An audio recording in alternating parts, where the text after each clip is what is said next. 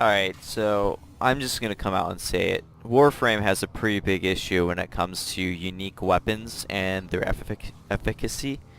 There's been a lot of talk about the Cyanoid Simulator lately and how it got with the explosions being tweaked for explosive weapons, so they don't headshot as often anymore.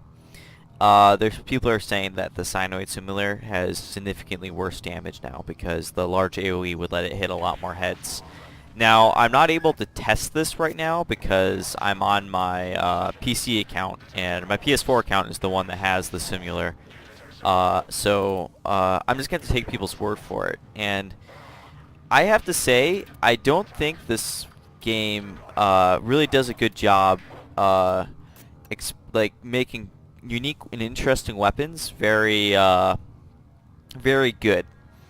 Take this for example. The Harpack is actually a pretty cool weapon. It's got a little grappling hook.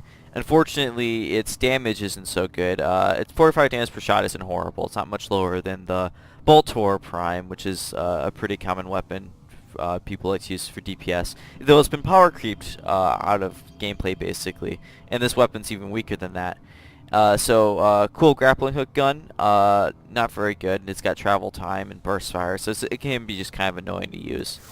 Another weapon I often complain about is the Buzzlock, which isn't in here. I think it's in the research lab. But that's one where it's got the homing rounds, but the damage output just isn't that great. A more recent example, the Stradivar, which has a both a primary fire and a secondary fire, where it can switch between semi-automatic fire, and being like a machine gun sort of deal. Now, the Simulator is another issue where when the Simulator wasn't a very good weapon, people had a lot of quality of life issues. And what people don't know is for the most part, the Cyanoid Simulator isn't really so much a damage improvement as quality of life. It makes the weapon a lot more easily handled, so you can deal all that important damage without having to deal with all these orbs are moving really slow, and they don't have very much reach because the slow movement means they stop moving sooner because it's got a set amount of distance it can travel. All those sorts of things. But the problem is when you make a good weapon, it's not just DE that has issues balancing these unique and interesting weapons. It's that the forum people like to complain when you have something that's good. They get pretty salty about it. I mean, I like the Cyanoid Simulator a lot. Maybe it's a little strong, but I definitely am, after playing World of Warcraft so much, I definitely am wary of nerfs. I think devs tend to overdo it for the most part. I mean, you could tell I own the Cyanoid Simulator on another account, so I probably play Suda, which means I have a Cyanoid Gamma Core, which is a pretty awesome weapon until they nerfed it. So I just think that I think people need to recognize that these weapons probably need to be improved.